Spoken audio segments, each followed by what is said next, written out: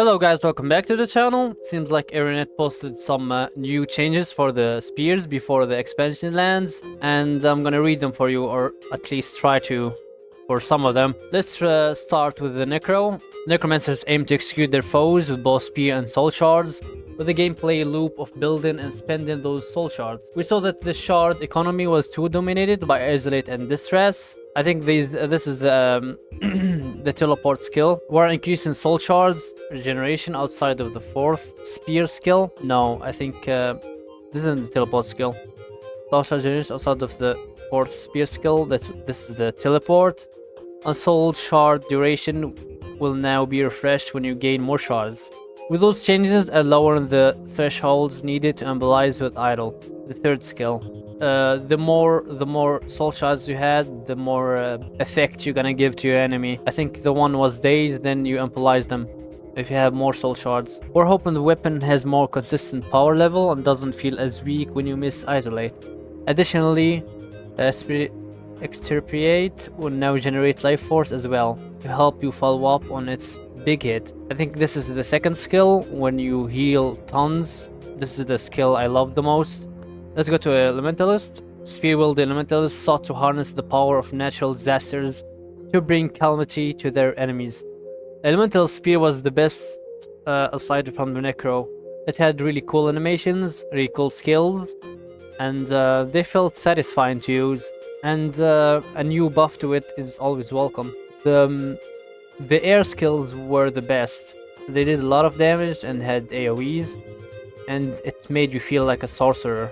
In the beta, the damage wasn't as impressive as the visual were. We agree with the feedback that the weapon's power level landed too low, and you can expect to see damage increase for all game modes, especially for the capstone etching skills. Alongside damage enhancements, like the Elemental Spear had buffs in the middle skill. I was using Weaver back then. I think it's only for Weaver, but I think for all the spears.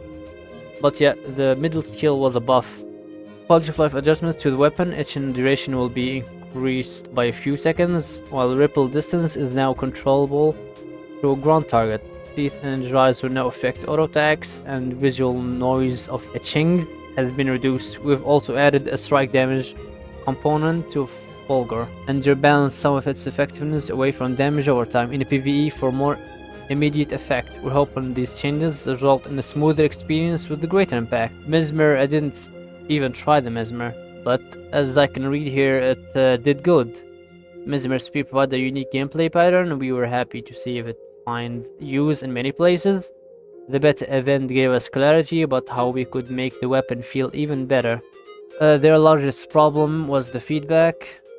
Was the weapon performance varied a lot depending on whether you had clarity. Clarity now gained by hitting mind the cap. I guess this is another mechanism. And the skill is still deal increased damage as well as guaranteed critical hit on the outer edge. Imaginary inversion now seen shift in how the skill functions. Now I regret not trying the Mesmer. From what I read, looks cool. Thief Spear was kind of like a mobility stick for me. I didn't know what's the point of it, but we can read here. Thief Spear Endeavor brings skill chaining mechanic used by assassins, and the original Guild Wars 1. Also, they got an old mechanic and put it in the spear. Into the modern game, we were pleased to see how it turned out, but we found out that it could use some polish. We'll be changing rules how the skill chain progress. The chain will now always progress when you use a skill instead of relying on hitting targets. This aims to help the weapon feel smoother with the skill queuing system and enhance its reliability in competitive modes. Ranger. The Ranger Spear was kind of like a Nidalee spear in League of Legends.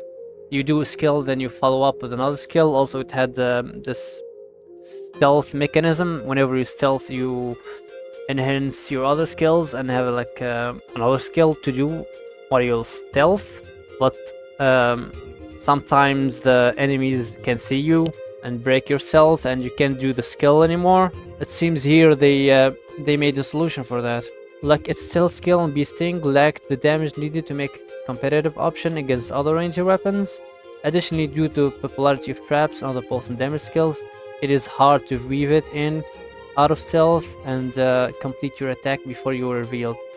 To remedy this, Panther's Prowl will now grant Hunter's Prowess for a short duration. This prowess will allow you to use your next stealth skill even if you are revealed. That's great. Another issue was Panther's Prowl and Spider's Web sharing a cooldown. This was consistent with the rest of the weapon skills. Will be separating their cooldown, and using Spider's Web feels good and you don't have to worry about wasting charge of stealth. Engineer wasn't pretty good. When are you gonna get a new weapon that is good, Engineer? Spear surged into the scene, finding home mainly condition-based spells. MPV. Competitive numbers, but we still off around the edges in places. Keep track of who was focused and for how long was it an easy task. We'll be adding visual aura to your focus target. We'll also be adding an effect to the player when they have a focus target. They'll be sped up to help the weapon feel smoother. The casting times. Devastator will see speed increase, a range increase, and a significant reduction in its aftercast.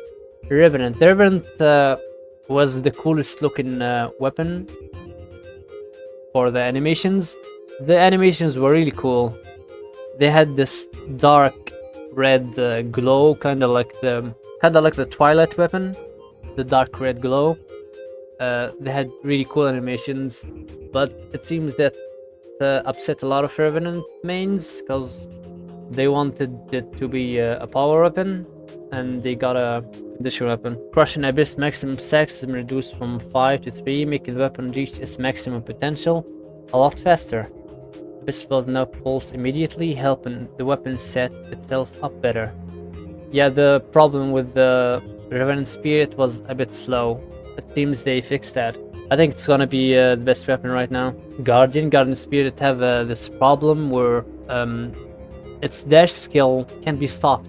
Like whenever you face an enemy, it won't stop in front of the enemy, it just surpassed the enemy, and kinda was awkward. Guardian Spear shone brightly in Wolfen's World, especially in large scale fights. Spear biggest pain point was how its second skill function, pressing key again, stop early felt awkward and had a few bugs. Helio Rush is seen in update similar to Elementalist Ripple. It's now a ground target and you will stop when you reach the target location. That's good, they fixed that. See, they listen, it seems. Warrior was underwhelming. It kind of felt like a bow instead of a spear. It didn't have anything to it, nothing unique. It was just damage from afar. Spear Warrior was met with mixed reception. It was a strong option in PvP, but didn't stand out in other places. It's a range threshold mechanic. Also didn't garner warm place. Warrior Spear will be updated to feature a new mechanic. We want to emphasize the force the warrior is launching their spears with, but in different way. Instead of effectiveness varying by distance, skill will now be do more damage to the first target struck. Skill swipe will now get updates on functionality such as cooldown refund if you evade the attack with it. The most important note is the Spear Marshal has been sent back to redeem Javelin School, as Spear Marshal's support has been improved and will now track the target better. All that wraps things up. Okay, that was it. I'm gonna post the link so you can go and read for yourself. You don't have to listen to me, and I'll see you guys next time. Bye bye.